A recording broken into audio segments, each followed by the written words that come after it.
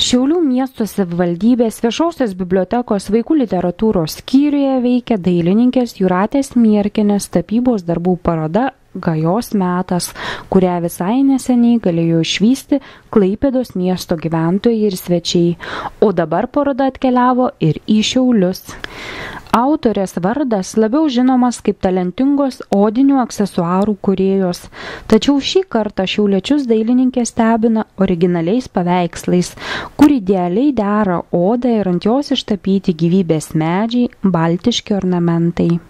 Nieko čia aš stebuklingo kažkokio atradimo nepadariau, tiesiog surinkau savo šalies, savo brangiausios žemės, kurioje stoviu, visus ornamentus, liaudiškus ir ne tik liaudiškus, netgi ir simboliką, kiek jau bandžiau kapstytis, domėtis. Dar savo paveiksluose norėjau atkreipti dėmesį į ornamentiką tiesiog.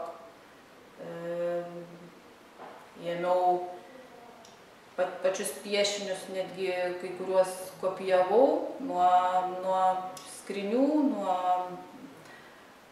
spintų mūsų senolių, mūsų močiučių pieštų, dekoruotų gražiausiai. Vienam paveiksle netgi pavaizdavau pačią verpstę, tiesiog pati gražiausia man įstrigus rasta man. Nors, sakau, ten tų turtų, tų grožių visų, tai čia tik lašelis, ką aš esu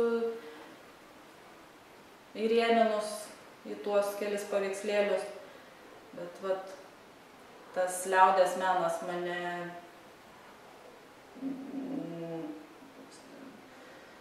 tiek yra pakerėjęs ir sužavėjęs, kad aš nežinau, kada aš iš tos balos išbrisiu, bet stengiuosi, kad ir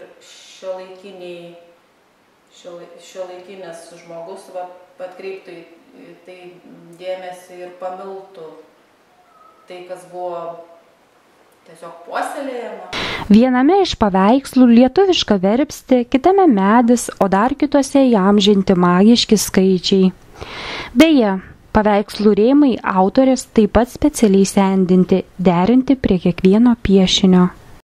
Parodą Gajos metas kviečiame apžiūrėti iki rugpjūčio 31 dienos.